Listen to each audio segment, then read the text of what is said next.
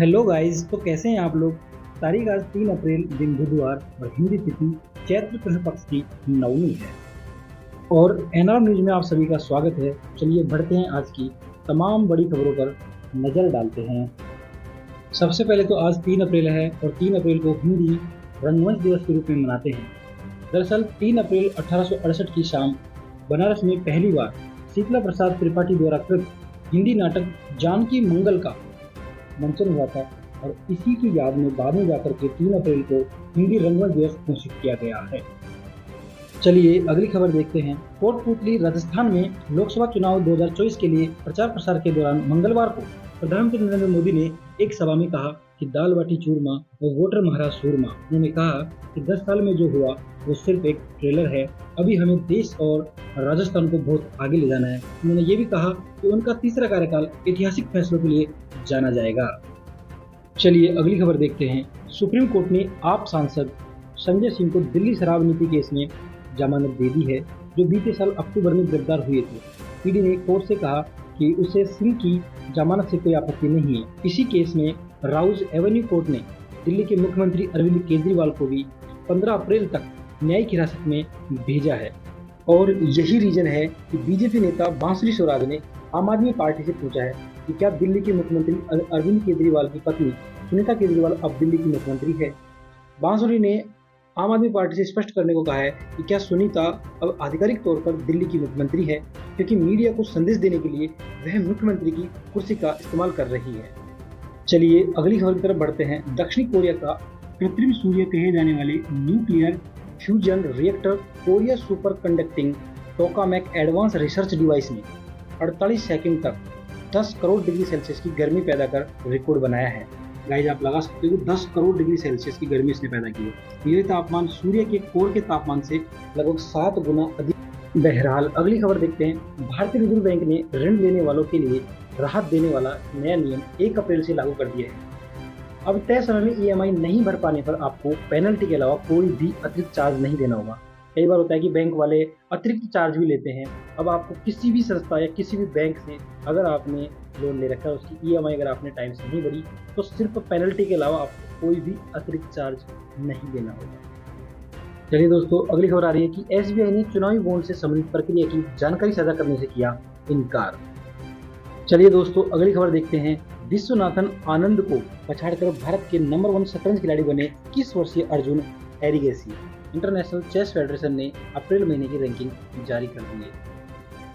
चलिए दोस्तों अगली खबर देखते हैं। भारत के विदेश मंत्री एस जयशंकर ने राजकोट में एक कार्यक्रम के दौरान मंगलवार को कहा कि भारत को संयुक्त राष्ट्र सुरक्षा परिषद यूएनएससी की स्थायी सदस्यता जरूर मिलेगी। उन्होंने आगे कहा, लेकिन इसके लिए बहुत ज्यादा मेहनत करनी पड़ेगी, क्योंकि कड़ी मेहनत के बिना कुछ भी बड़ा हासिल नहीं किया जा सकता। बहरहाल अगली खबर देखते हैं।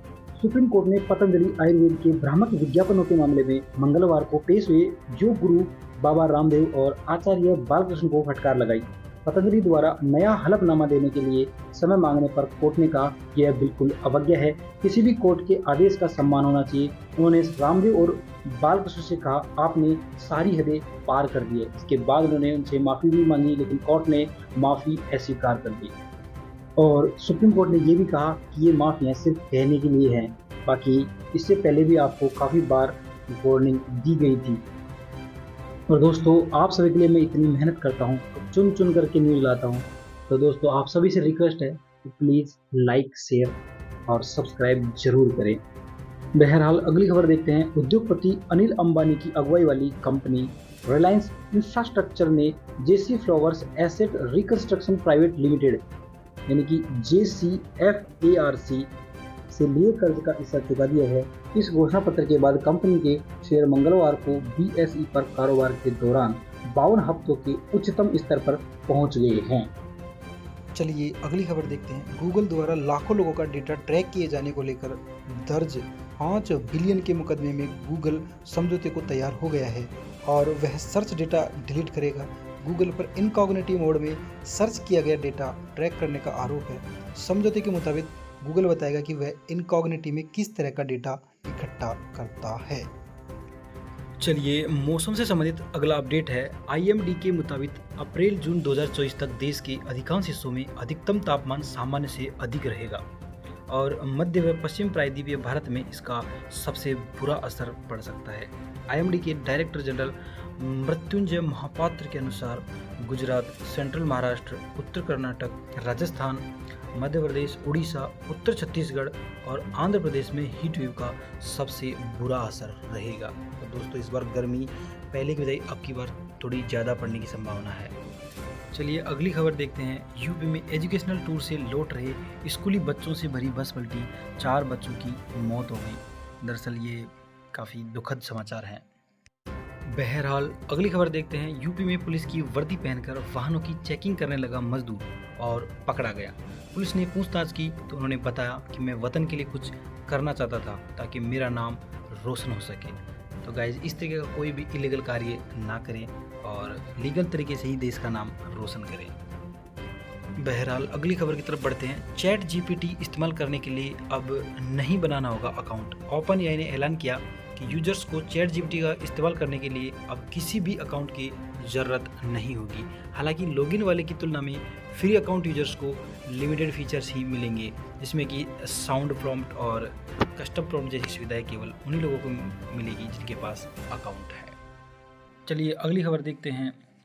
हाल ही में दोस्तों आप लोगों को पता होगा कि असम में आंधी तूफान के साथ बारिश व बिजली गिरने से संबंधित घटनाओं में 4 लोगों की मौत हो गई, जबकि करीब 53,000 लोग प्रभावित हुए। असम सरकार के मुताबिक तूफान के कारण 22 जिलों के 919 गांवों में 14,633 मकान क्षतिग्रस्त हुए हैं। चलिए दोस्तों अगली एक अंतर्राष्ट्रीय न्यूज आ रही है कि ईरान ने दावा किया कि इजरायल ने अपने युद्ध विमान से सीरिया स्थित उनके दूतावास पर बमबारी की, जिसमें उनके 3 वरिष्ठ कमांडरों समेत 11 लोग मारे गए। सीरिया के विदेश मंत्री फैसल मेकदाद ने कहा कि हम इस क्रूर आतंकी हमले की निंदा करते हैं और ईरान ने हमले का कठोर जवाब देने का वादा किया है। चलिए दोस्तों अगली खबर देखते हैं। विस्तारा ने क्रू की कमी के कारण सोमवार को देश भर में 50+ फ्लाइट्स रद्द कर दी, जबकि करीब 160 उड़ानों में देरी हुई। मंगलवार को कथित तौर पर करीब 40 उड़ानें रद्द हुई और नागर विमानन मंत्रालय ने एयरलाइन से रिपोर्ट मांगी है। बैकआउट रिपोर्ट्स सैलरी रिवाइज करने की मांग को लेकर कई पायलट सिक लीव पर चले गए।